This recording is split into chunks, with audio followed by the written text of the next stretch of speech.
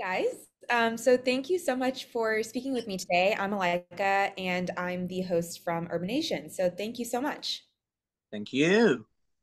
Thank So you. kind of just jumping right in, Manish, you're the lead actor for this film called Call Me Dancer.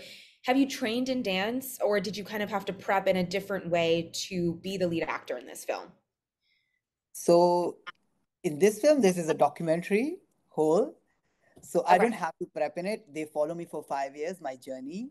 So Okay. I didn't play myself. I'm myself in it. Yeah. So yeah, it's a full size like a documentary. So it was a whole journey, like how I start dancing and how I get into it and where I am right now. So I don't have to prep into it. Everything is in movie. It's real and nothing is scripted because that's how the documentaries are. No, so yeah, and kind of going into that, what did your prep look like in terms of starting rehearsals, dancing? What does an everyday look like for you as a dancer and as someone who's kind of living their life in a docuseries? Yes. So right now, like I work with Perry Dance Contemporary Dance Company in Manhattan in Union Square, and I just finished my season yesterday with the Nutcracker. I played a role of a prince. So it was very happy because many Indian folks come to see, and they were very happy that seeing an Indian guy perform as a prince. Mm. Yeah. Yeah, so they were like, "Yes, you're representing our community too." I'm like, "Yes, thank you so much." And yeah, so the day looked like we wake up in the morning and just run to the studio at 9 o'clock. And then we start from 10 to 4 o'clock. We do our rehearsals. Sometimes they are like lifts, partnering, choreography, music, everything. And then after we finish, we go to gym. Wow. Yeah, because in the dancing, people think that's a workout, but for when you're as a professional, it's a recipe for injury because you're doing so many things, smiling and in the performance, but you're compensating your shoulder, your back, and everything.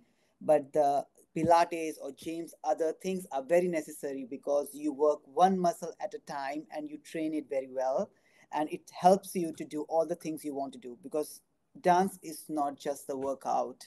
I can tell you that because people think you go dance and you get a good shape of body. I'm like, no, that not works like that because we walk in a ballet in a turnout position, like the feet apart like this way, and that's not normal for the body. Mm. That's how our hips are not built or our joints. So we have Yeah. to go back to the gym, put it parallel, or do some other things so we come back to the normal. So yeah, it's very much demanding. You need to have a discipline. You have to be have a proper diet. You can't eat a lot of things. You want to eat before the show, and also it's a disciplinary thing. Yeah. Yeah, and as someone who danced for several years, I did Indian classical dance. I totally understand what you're saying, where it's very different from, working out and versus dancing. So Yeah. I do want to continue on that, train and learn more about it. But I first want to jump to Jay and kind of learn more about your background in this film. So you've produced and written a couple of songs for the film as well. And I have seen a few quotes of yours where you said that you felt like the story emulated yours, and that's why you really resonated with it. Can you kind of expand on that and why you felt like you wanted to be a part of this project? Yeah.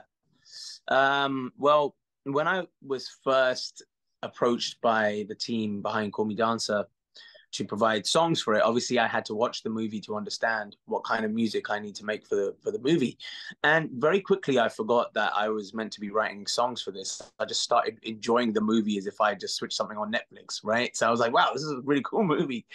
Um, and the first thing that I was drawn to really is that I saw myself in Manish. Because, here's two Indian boys who are trying to do something outlandish, trying to chase a massive dream. And the world, of course, thinks you're crazy. Oh, what if you don't make it? What if why would you give up your studies? It's a stupid decision, blah, blah, blah. All of these things that people say when someone has a big dream.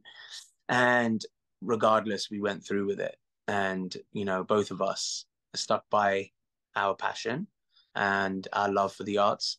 And so, therefore, yes, I did see myself and my story in this movie. And then, of course, providing the music for it was just a very, very fun experience because I already love the movie and now I get to create songs from scratch for the movie. So it's cool. Yeah, and kind of going on that line of thought, do you think now that South Asian families or parents or society in general is getting more accustomed to allowing children and, young adults to really pursue their arts and creative passions as a full-time career? I think so, more now than ever, for sure. And I'll tell you why. It's not just the like let's just it's not just like say singing and dancing, right? So many South Asian parents are seeing these influencers on YouTube, on blah blah blah, create content creators. They're seeing them actually become successful. There's now Yeah. evidence. 20 years ago, there was no evidence. I couldn't show my parents, look, mom and dad, so and so did it. I can do it. It was just like nobody's. You're. This is crazy. This is like you're. It's a wild shot in the dark. Like you don't know. Now there is evidence. You can show your parents. Oh, well, so and so's done this, and so now I think they're looking at it and go, actually, yeah, they've made a good career out of it. If you apply yourself and you do well, hopefully you'll succeed too. So I think times are changing.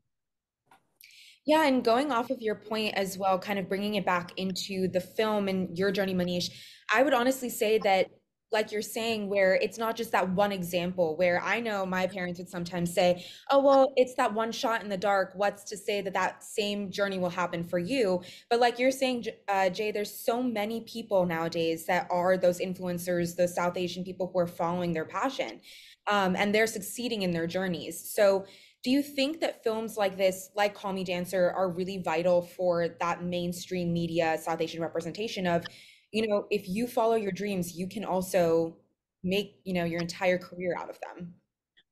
I'm going to just quickly answer before throwing it to Manish. One thing I think Yeah. is really important is because they documented Manish's life for 5 years, it's not a made up story, right? This is not like a movie, a fictional movie. This is real.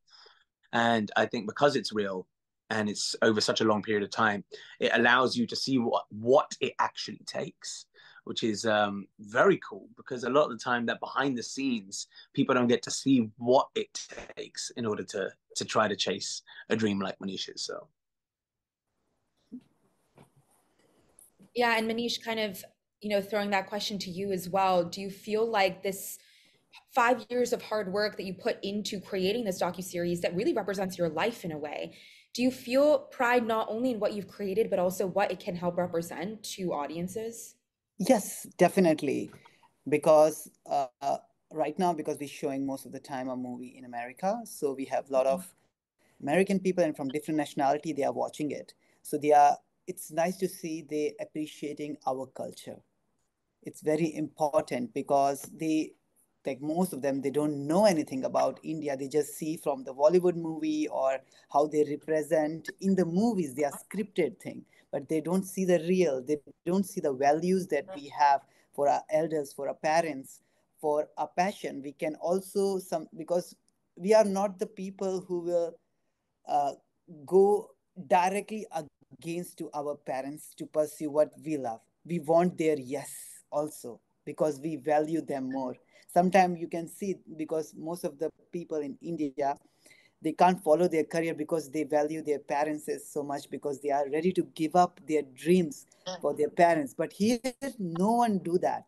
That's a very valuable thing. That's a very valuable respect we give to our parents, our, like all like elders, because we respect them. That's a way of our gesture sometime. And sometimes you break out of it, but also you have to go hand to hand.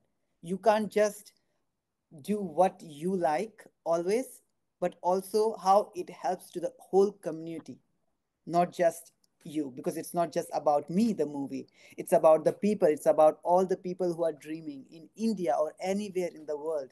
It's about them. I always believe my story is not my story, it's about any artist or anyone who pursuing their art or career in anything. It's their story. Yeah, and as your film is gaining several accolades, several awards all over the US and internationally as well, what are your upcoming projects, Manish? You know, kind of wrapping it up, what does your upcoming rehearsal or shows look like? Is there anything else that you're taking a part of now moving into 2024? Yes, so yeah, I'm dancing. I'm a part of a company. I just finished the Nutcracker. I played a Yeah. role as a prince, and now I'm happy we're gonna start our spring season. So there will be a lot of different choreographer coming from around the world, from different part of the world, and they will experiment with us to create a new creation, like a 4 or 5 different works, and I will perform that. So I'm very excited about it. But right now, I'm excited about the movie because now it will be in a theater in New York from 15th of December to 21st of December. Every day we're showing a 5 screenings, so there are a lot of room. And I would like to say to your viewers, please go and buy a ticket, and I will see you there. I will be there, and you can ask as much question you want to ask about the movie. And yeah, please show love for the art and for your people, and they need that. And yes, please support art. And right now we really need that support in this difficult time after everything is lifted up, COVID and everything is done. So yeah, support art so we can see a world in a different way. Amazing. Yeah. And I would definitely say the same thing. And thank you to both of you as well for showcasing the art and South Asian representation as someone who is, you know, first gen in the US. Seeing it in docuseries is really, really important. So thank you both so much for being a part of, you know, this work. And those were all of the questions that I had for you today. So thank you so much.